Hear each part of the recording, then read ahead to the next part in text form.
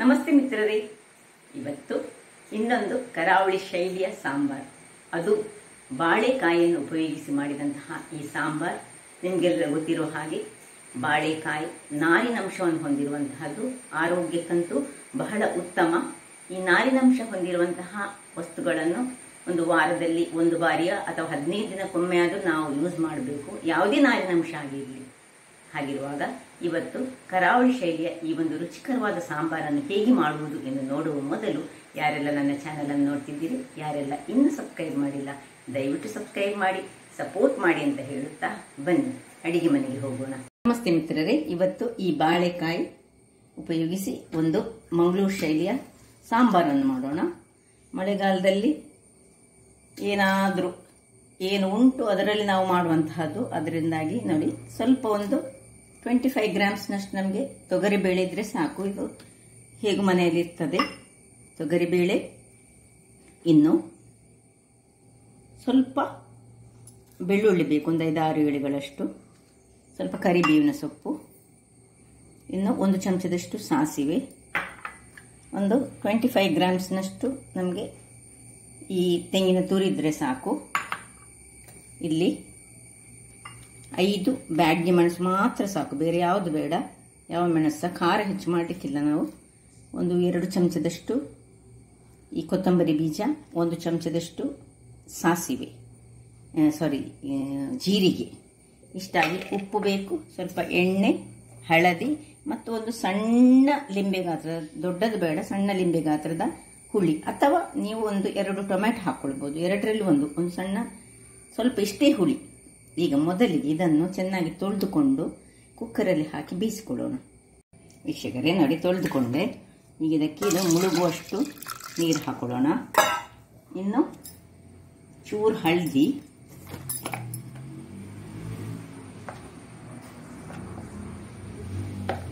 ಒಂದು drop of ಎಣ್ಣೆ, ಮತ್ತು ಸ್ವಲ್ಪ ಹಿಂಗು, ಇಷ್ಟನ್ನು ಹಾಕಿ ಗ್ಯಾಸಲ್ಲಿ ಉರಿಸಿಕೊಂಡು ಇದರಲ್ಲಿ ಒಂದು 3 ವಿಸಿಲ್ ತೆಗೆದುಕೊಳ್ಳೋಣ. ಇದನ್ನು ಇಲ್ಲಿ ಬೇಯ್ತಾ ಇರುವಾಗ ಇಲ್ಲಿ ನಾವು ಮಸಾಲೆಗೆ ರೆಡಿ ಮಾಡಿಕೊಳ್ಳೋಣ. ಮಸಾಲೆ ಸಿಂಪಲ್ ಮಸಾಲೆ, ಏನು ಇದಕ್ಕೆ ಎಕ್ಸ್ಟ್ರಾ ನಾವು ಹಾಕೋದಿಲ್ಲ. ಸ್ವಲ್ಪ 1 ಚಮಚದಷ್ಟು ಎಣ್ಣೆ, ಇನ್ನು ಮೆಣಸು ಸ್ವಲ್ಪ ಇದರಲ್ಲಿ ಉಬ್ಬಬೇಕು. ಏನು ಬೇರೆ ಮಸಾಲೆಗಳು ಹೆಚ್ಚು ಹಾಕಲಿಕ್ಕೆ ಇಲ್ಲ. ಇದು ನಮ್ಮ ತುಳುನಾಡಿನ ತುಳುವರ ಶೈಲಿಯ ಅಂತ ಒಂದು ಸಾಂಬಾರು. ಇದನ್ನು ನಾವು ಸುಕ್ಕಸ ಮಾಡ್ತೇವೆ, ಬಾಳೆಕಾಯಿಯ ಸುಕ್ಕಸ. ಹೀಗೆ ಒಂದು ಒಳ್ಳೆ ರುಚಿಯಾಗಿ ಬರುವಂತಹದನ್ನು ಮಾಡ್ತೇವೆ ನಾವು. ಈಗ ಇದಕ್ಕೆ 1 ಚಮಚ ಜೀರಿಗೆ, 2 ಚಮಚದಷ್ಟು ಕೊತ್ತಂಬರಿ, ಇನ್ನು 2 ಕರಿಬೇವಿನ ಎಲೆಗಳಷ್ಟು, ಎಳೆಗಳು, ಬೇರೆ ಯಾವುದು ಬೇಡ ನೋಡಿ. ಇಷ್ಟಾಗುವಾಗ ಎಲ್ಲ ಮೆಣಸೆಲ್ಲ ಉಬ್ಬಿ ಬಂತು, ಒಳ್ಳೆ ಪರಿಮಳ ಬರ್ತಾ ಉಂಟು ಜೀರಿಗೆ ಮತ್ತು ಇದರದ್ದು. ಇನ್ನು ಈ ತೆಂಗಿನ ತುರಿ,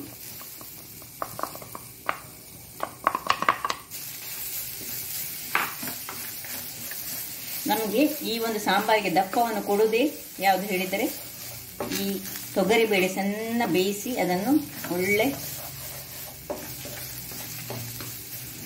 ಮ್ಯಾಶ್ ಮಾಡಿಕೊಳ್ಬೇಕು. ಇಲ್ಲಿ ಆಗುವಾಗ ಇನ್ನು ಇದಕ್ಕೆ 2-3 ಎಸಳುಗಳಷ್ಟು ಬೆಳ್ಳುಳ್ಳಿಯನ್ನು ಹಾಕ್ತಿದ್ದೇನೆ ನಾನು. ಸ್ವಲ್ಪ ಹಳದಿ ಇದಕ್ಕೆ ಸಹ, ಇಷ್ಟನ್ನು ಹಾಕಿ ಸ್ವಲ್ಪ ಫ್ರೈ ಆಗಬೇಕಿದು. ಈ ತೆಂಗಿನ ತುರಿ ಸ್ವಲ್ಪ ಇದರಲ್ಲೇ ಒಳ್ಳೆ ಚೂರು ಫ್ರೈ ಆಗಬೇಕು. ಇಷ್ಟು ಸಾಕು. ಇಷ್ಟಾಗುವಾಗ ಇನ್ನು ಇದರ ಬಿಸಿಯಲ್ಲಿಯೇ ಇದು ಒಳ್ಳೆ ಬೇಯ್ತದೆ. ಇಲ್ಲಿ ನೋಡಿ, ಇದು ವಿಸಿಲ್ಸ್ ಆಯಿತು. ಇದು 3 ವಿಸಿಲ್ ಆಗಲಿ ಆಫ್ ಮಾಡ್ಕೊಳ್ತಿದ್ದೇನೆ. ಇದನ್ನು ಆಫ್ ಮಾಡಿಕೊಂಡು ಒಳ್ಳೆ ತಣ್ಣಗಾಗಲಿಕ್ಕೆ ಬಿಡೋಣ.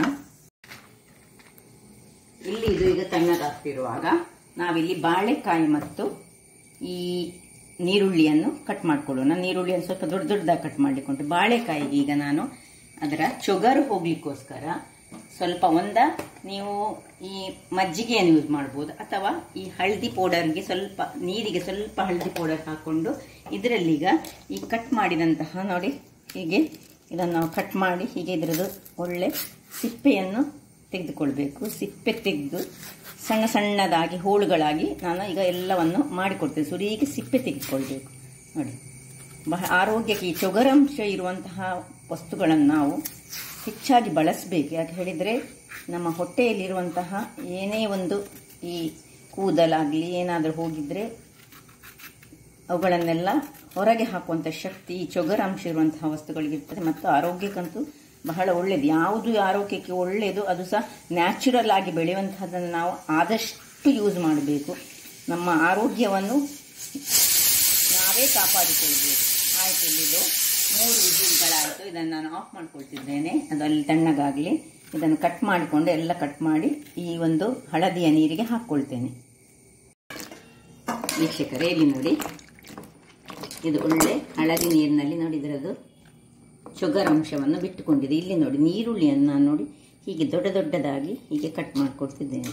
2 ಭಾಗ ಮಾಡಿ ಹೀಗೆ ಆದಷ್ಟು ನಿಮಗೆ ಹೇಗೆ ಸ್ವಲ್ಪ ನೀರುಳ್ಳಿ ಈ ಟೈಪ್ನಲ್ಲಿದ್ದರೆ ನಮಗೆ ಒಳ್ಳೆಯದಾಗ್ತದೆ, ಡೈಸ್ ಟೈಪ್ನಲ್ಲಿ. ಸೊ ಹೀಗೆ ನಾನು ನೀರುಳ್ಳಿಯನ್ನು ಮಾಡಿಕೊಂಡು ಎಲ್ಲವನ್ನು ಇಟ್ಟು ಇಲ್ಲಿ ಇದನ್ನು ಒಂದು ಪಾತ್ರೆಗೆ ಹಾಕಿದ್ದೇನೆ. ಇನ್ನು ಈ ನೀರುಳ್ಳಿ ಹೀಗೆ ಮಾಡಿದಂಥದ್ದನ್ನು ಸಹ ಇದರಲ್ಲಿ ಹಾಕೊಳ್ಳೋಣ. ಮತ್ತೆ ಸಹ ಹಾಕೊಳ್ಬೋದು ನೀರುಳ್ಳಿ ಬೇಕಿದ್ರೆ. ನಾವು ಒಟ್ಟಿಗೆ ಹಾಕ್ಕೊಂಡು ಇದನ್ನು ಬೇಯಿಸ್ಕೊಳ್ಳೋಣ. ಅದಕ್ಕೆ ಸ್ವಲ್ಪ ನೀರು, ಒಂದು ಮುಳುಗುವಷ್ಟು ನೀರು ಬೇಕು ನಮಗೆ. ಇನ್ನು ಒಂದು ಎಳೆಯಷ್ಟು ನಾನು ಆದಷ್ಟು ಹೆಚ್ಚು ಈ ಕರಿಬೇವಿನ ಸೊಪ್ಪನ್ನು ಹಾಕೊಳ್ಳೋದು. ಕರಿ ಲೀವ್ಸು ಅದು ದೇಹಕ್ಕಂತೂ ಬಹಳ ಉತ್ತಮ ಅಲ್ಲ, ಯಾವುದನ್ನು ಯೂಸ್ ಮಾಡುವಾಗ ಸಹ ನಾನು ಹಾಕ್ಕೊಳ್ತಿದ್ದೇನೆ. ಇದಕ್ಕೀಗ ಮುಚ್ಚಳವನ್ನು ಮುಚ್ಚಿಕೊಂಡು ಇದನ್ನು ಬೇಯಿಸ್ಕೊಳ್ಳೋಣ. ನೋಡಿ, ಮುಚ್ಚಳ ಮುಚ್ಚುವಾಗ ಇಲ್ಲಿ ನೋಡಿ ಎಷ್ಟು ನೀರುಂಟಂತಹ ನೀವು ಅಬ್ಸರ್ವ್ ಮಾಡ್ಬೋದು. ಮುಚ್ಚಳ ಮುಚ್ಚಿಕೊಂಡು ಆಗಾಗ ಒಮ್ಮೊಮ್ಮೆ ನೋಡಿಕೊಂಡ್ರೆ ಆಯಿತು. ನೀರು ಕಡಿಮೆ ಆದರೆ ಅದು ಬೇಯಬೇಕು, ಬೇಗ ಬೇಯ್ತದೆ. ಈ ಬಾಳೆಕಾಯಿ ಅಂತದ್ದು ಬೇಗ ಬೇಯುವುದು. ವೀಕ್ಷಕರೇ, ಇಲ್ಲಿ ನೋಡಿ ಇದು ತಣ್ಣಗಾಗಿದೆ. ಇಲ್ಲಿ ಇದು ಬೇಯ್ತಾ ಉಂಟು, ಬೇಯಲಿ. ಇಲ್ಲಿ ನೋಡಿ ಒಂದು ಸಣ್ಣ ಯಾವುದು ಹುಳಿ, ನೀವು 2 ಟೊಮ್ಯಾಟೊ ಅದಕ್ಕೆ ಹಾಕೊಳ್ಬೋದು. ನಾನೀಗ ಹುಳಿ, ಅಥವಾ ನಿಮ್ಮ ಹತ್ರ ಬಿಂಬುಳಿ ಇದ್ರೆ ಬಿಂಬುಳಿ ಹಾಕೊಳ್ಬೋದು, ಅಥವಾ ಬೇರೆ ಹುಳಿ ಅಂಶ ಇರುವಂಥ ಯಾವುದು ವಸ್ತುವನ್ನು ಹಾಕೊಂಡು ಮಾಡ್ಬೋದು. ಅಥವಾ ಈ ಒಂದು ಹುಳಿಯನ್ನು ಹಾಕೊಂಡು ಈ ಎಲ್ಲ ಮಸಾಲೆ, ಇಷ್ಟೇ ಮಸಾಲೆ ನಮಗೆ ಸಾಕು. ಯಾಕೆ ಹೇಳಿದರೆ ನಮಗೆ ಹೆಚ್ಚು ಮಸಾಲೆ ಬೇಡ ಇದಕ್ಕೆ. ಇದು ಸಾಂಬಾರು ನಾವು ಮಾಡ್ತಾ ಇದ್ದೇವೆ, ಅದರಿಂದಾಗಿ ನೋಡಿ ನಾನು ಯಾವಾಗಲೂ ಇಂಥ ಮೆಣಸು, ಯಾವುದು ಇದು ಬ್ಯಾಡಿಗೆ ಮೆಣಸನ್ನು, ಅದು ಸಹ ನಾನು ಆರ್ಗ್ಯಾನಿಕ್ ಶಾಪಲ್ಲೇ ತೆಗೆದುಕೊಳ್ಳುವಂತಹದ್ದು. ಈ ಬ್ಯಾಡಿಗೆ ಮೆಣಸನ್ನು ಒಬ್ಬರು ಕಮೆಂಟ್ ಮಾಡಿದ್ದು, ನಿಮ್ಮದು ಇದು ಹೇಗೆ ಕೆಂಪು ಅಂತ. ಇದು ಏನು ಆರ್ಟಿಫಿಷಿಯಲ್ ಆಗಿ ಮಾಡಿದಂಥದ್ದಲ್ಲ, ಇದು ಒರಿಜಿನಲ್ ಮೆಣಸು, ಬ್ಯಾಡಿಗೆ ಮೆಣಸನ್ನು ನಾನು ತೆಗೆದುಕೊಳ್ಳುವಂತಹದ್ದು. ನಾನು ಹೆಚ್ಚಾಗಿ ಸ್ವಲ್ಪ ಆರೋಗ್ಯಕ್ಕೆ ಹೆಚ್ಚು ಕಾಳಜಿ ವಹಿಸುವವಳು, ಅದರಿಂದಾಗಿ ಎಲ್ಲಿ ಏನು ಪರ್ಚೇಸ್ ಮಾಡುವಾಗ ಸಹ ತುಂಬ ನೋಡಿಕೊಂಡು ಪರ್ಚೇಸ್ ಮಾಡ್ತೇನೆ. ಈಗ ಇದಕ್ಕೆ ಸ್ವಲ್ಪ ನೀರನ್ನು ಹಾಕ್ಕೊಂಡು ನಾವು ಒಳ್ಳೆ ಗ್ರೈಂಡ್ ಮಾಡಿಕೊಂಡು ತರ್ತೇನೆ ನಾನು. ವೀಕ್ಷಕರೇ, ಇಲ್ಲಿ ನೋಡಿ ಮಸಾಲೆ ರೆಡಿಯಾಗಿ ಬಂತು. ಹೇಗೆ ಬಂತು ನೋಡಿ, ತುಂಬ ನಯಸ ಬೇಡ, ತುಂಬ ಕಸ್ಕಸ ಬೇಡ, ಒಳ್ಳೆ ಮಸಾಲೆ. ಈಗ ಇದನ್ನು ಪಕ್ಕಕ್ಕಿಟ್ಟುಕೊಳ್ಳೋಣ. ಇಲ್ಲಿ ಇದನ್ನು ಇದು ಸಾಧಾರಣ ಬೇಯ್ತಾ ಬಂತು. ಈಗ ನೋಡಿ ನಿಮಗೆ ಕಾಣ್ತದೆ, ಇದಕ್ಕೆ ನಾವು ಇದು ಬೇಗ ಬೇಯುವುದು ಕಾಯಿ ಉಂಟಲ್ಲ, ಅದಕ್ಕೋಸ್ಕರ ನಾವು ಅದನ್ನು ಬಾಳೆಕಾಯಿಯನ್ನು ಈ ಕುಕ್ಕರ್ನಲ್ಲಿ ಹಾಕಿರುವುದಿಲ್ಲ. ಈಗ ಹಿಮಾಲಯ ಸಾಲ್ಟ್ ಸ್ವಲ್ಪ ಹಾಕೊಳ್ತಿದ್ದೇನೆ, ಅಥವಾ ನೀವು ಕಲ್ಲುಪ್ಪು, ನಾವು ಹೆಚ್ಚಾಗಿ ಕಲ್ಲುಪ್ಪು ಯೂಸ್ ಮಾಡೋದು. ಸ್ವಲ್ಪ ಈಗ ಆರೋಗ್ಯಕ್ಕೆ ಒಳ್ಳೇದು ಹೇಳಿ ಸಾಲ್ಟನ್ನು ನಾನು ಯೂಸ್ ಮಾಡ್ತಿದ್ದೇನೆ. ಇಲ್ಲದಿದ್ದರೆ ನಾನು ಹೆಚ್ಚಾಗಿ ಹೀಗೆ ಖಾಲಿ ಉಪ್ಪನ್ನು ಯೂಸ್ ಮಾಡೋದಿಲ್ಲ. ಒಳ್ಳೆಯದು ಬೆಂದಿತ್ತು. ಈಗ ಇಲ್ಲಿ ನಮ್ಮದು ಇದು ಸಹ ತಣ್ಣಗಾಗಿದೆ. ಇದನ್ನು ನೀವು ಸ್ವಲ್ಪ ಏನು ಮಾಡಬೇಕು ಹೇಳಿದ್ರೆ ಇದರಲ್ಲಿ ಹೀಗೆ ಚೆನ್ನಾಗಿ, ಇಲ್ಲದಿದ್ದರೆ ಒಂದು ಲೋಟದಲ್ಲಿ ಮಾಡಿಕೊಂಡ್ರೆ ಸಹ ನಡೀತದೆ. ಹೀಗೆ ಮಾಡಿಕೊಂಡು ಮ್ಯಾಶ್ ಮಾಡಿಕೊಂಡು ಇದನ್ನು ಇದಕ್ಕೆ ಶಿಫ್ಟ್ ಮಾಡಿಕೊಳ್ಳೋಣ.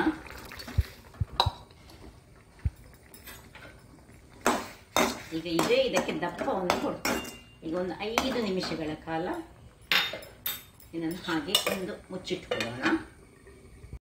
ವೀಕ್ಷಕರೇ ನೋಡಿ, ಒಂದು 2 ನಿಮಿಷಗಳ ಬಳಿಕ ಒಂದು ಸಣ್ಣ ತುಂಡು ಬೆಲ್ಲವನ್ನು ಇದಕ್ಕೆ ನಾನು ಹಾಕೊಳ್ತಿದ್ದೇನೆ. ಹಾಕ್ಕೊಂಡು ಸ್ವಲ್ಪ ತಿರುಗಿಸ್ಕೊಳ್ಳೋಣ ಇದನ್ನು. ಅಥವಾ ಬೆಲ್ಲದ ಹುಡಿ ಹಾಕಿದರೆ ಸಾಕ್ತದೆ, ನಡೀತದೆ. ತುಂಡು ನಮಗೆ ಲೆಕ್ಕಕ್ಕಿಂತ ಹೆಚ್ಚು ಬೇಯಬಾರ್ದು. ನೋಡಿ, ಇಷ್ಟು ಬೆಂದರೆ ಸಾಕು. ಒಳ್ಳೆ ಚೆನ್ನಾಗಿ ಬೆಂದಿದೆ ಸಹ. ಈ ತೊಗರಿಬೇಳೆ ಮಾತ್ರ ಚೆನ್ನಾಗಿ ಬೇಯಬೇಕು. ಒಂದು ಸ್ವಲ್ಪ ನೋಡಿ, ಅದನ್ನು ಹೀಗೆ ನಾನು ತಿರುಗಿಸಿಕೊಂಡ್ರೆ ಸ್ವಲ್ಪ ಕಮ್ಮಿ ಆಯಿತು. ಈಗ ಇಷ್ಟಾಗುವಾಗ ನಾವು ಮಾಡಿಟ್ಟಂತಹ ಮಸಾಲೆಯನ್ನು ಇದಕ್ಕೆ ಹಾಕೊಳ್ಳೋಣ. ಸಿಂಪಲ್ ಆದ ಒಂದು ಸಾಂಬಾರು, ಹೆಚ್ಚಾಗಿ ಮಾಡುವಂಥದ್ದು ಇದು. ಒಂದು 2 ಕಾಯಿ ಇದ್ರೆ ಸಾಕು. ಥರದ ಅಡಿಗೆ ಬೇಕಲ್ಲ, ದಿನಕ್ಕೊಂದು ಥರದ ಅಡಿಗೆಗಳು. ದಿನಾಲು ಒಂದೇ ರೀತಿ ಇದು ಮಾಡಿದರೆ ಖುಷಿ ಎನಿಸೋದಿಲ್ಲ ಹೇಳಿ ಒಂದೊಂದು ಥರದ ಅಡಿಗೆಗಳನ್ನು ಮಾಡೋದು. ನೋಡಿ, ಇದನ್ನು ಚೆನ್ನಾಗಿ ತಿರುಗಿಸಿಕೊಂಡು ಸ್ವಲ್ಪ ಈ ಮಿಕ್ಸಿಗೆ ಸ್ವಲ್ಪ ನೀರನ್ನು ಹಾಕಿಕೊಂಡು ನಾವು ಇದನ್ನು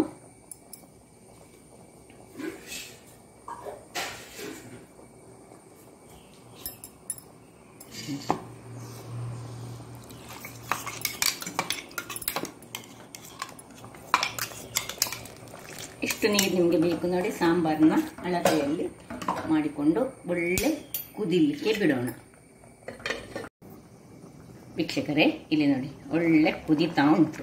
ಒಮ್ಮೆ ಈ ಸೌಟನ್ನು ಹಾಕೊಳ್ಳೋಣ.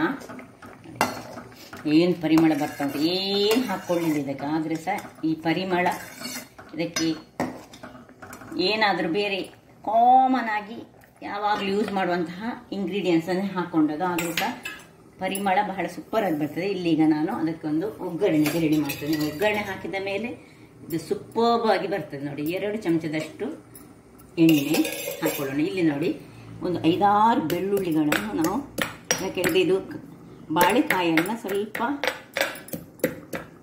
ಗ್ಯಾಸ್ಟ್ರಿಕ್ ಅಂಶ ಹೋಗ್ಬೇಕು ಹೇಳಿ ಇದನ್ನೀಗ ಒಳ್ಳೆ ಫ್ರೈ ಆಗಬೇಕು ಇದರಲ್ಲಿ. ಇದೀಗ 4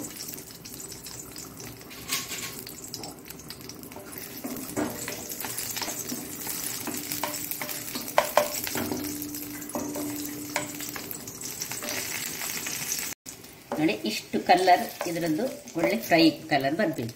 ಈಗ ಸಣ್ಣ ಉರಿ ಮಾಡಿಕೊಳ್ಳಿ.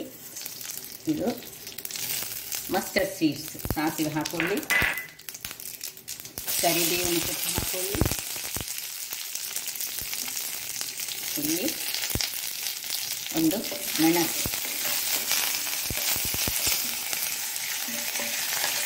ಒಳ್ಳೆ ಕರಿಬೇವಿನ ಸೊಪ್ಪು ಸಹ ಸ್ವಲ್ಪ ಕ್ರಿಸ್ಪಿ ಆಗಬೇಕು. ಒಗ್ಗರಣೆ ಈ ರೀತಿಯಲ್ಲಿ ಬರಬೇಕಾಗ್ತದೆ. ಇನ್ನು ಆಫ್ ಮಾಡ್ಕೊಳ್ತಿದ್ದೇನೆ.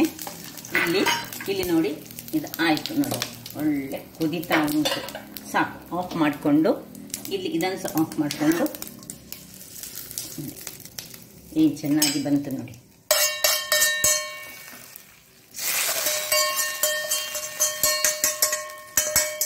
ಹಾಕೊಂಡು ಮುಚ್ಚಿಕೊಂಡು 5 ನಿಮಿಷ ಹಾಗೆ ಬಿಡೋಣ. ವೀಕ್ಷಕರೇ, ಇಲ್ಲಿ ನೋಡಿ, ಈಗ ಸರ್ವಿಂಗ್ ಟೈಮ್ ಹೀಗೆ ಬಂದಿದೆ ನೋಡಿ. ರುಚಿಯಾದ ಕರಾವಳಿ ಶೈಲಿಯ, ಅಂದರೆ ನಮ್ಮ ಮಂಗಳೂರಿನವ್ರು ಮಾಡುವಂತಹದ್ದು. ಹೆಚ್ಚಾಗಿ ಇದೆಲ್ಲ ಓಲ್ಡ್ ರೆಸಿಪೀಸ್, ನಮ್ಮ ಅಜ್ಜ ಅಜ್ಜಿಯಂದಿರು ಮಾಡ್ತಿದ್ದಂತಹ ರೆಸಿಪಿ. ಅದರಿಂದಾಗಿ ಇದಕ್ಕೆ ಹೆಚ್ಚು ಬಣ್ಣ ಎಲ್ಲ ಏನು ಹೆಚ್ಚು ಕೊಡಲಿಕ್ಕಿಲ್ಲ ನಾವು. ಅವರು ಒಂದು ಸಿಂಪಲ್ ಮನೆಯಲ್ಲಿ ಇರುವಂತಹ ವಸ್ತುಗಳನ್ನೇ ಯೂಸ್ ಮಾಡಿ ಮಾಡ್ತಿದ್ದಂತಹ ಒಂದು ಸಾಂಬಾರಿದು. ಹಾಗಾದರೆ ನೋಡಿದ್ರಲ್ಲ ವೀಕ್ಷಕರೇ, ಯಾವ ರೀತಿಯಲ್ಲಿ ಒಂದು ಈ ಸಾಂಬಾರನ್ನು ಮಾಡುವುದೆಂದು. ಹಾಗಾದರೆ ನನ್ನ ಕುಕಿಂಗ್ ಚಾನಲ್ ನಿಮಗೆ ಇಷ್ಟ ಆದರೆ ಬೋಳೂರು ಸುವರ್ಣ ಚಾನಲನ್ನು ಲೈಕ್ ಮಾಡಿ, ಶೇರ್ ಮಾಡಿ ಹಾಗೂ ಸಬ್ಸ್ಕ್ರೈಬ್ ಮಾಡಿ ಹಾಗೂ ನನ್ನ ಇನ್ಸ್ಟಾಗ್ರಾಮ್ ಪೇಜನ್ನು ಫಾಲೋ ಮಾಡಿ. ಧನ್ಯವಾದಗಳು.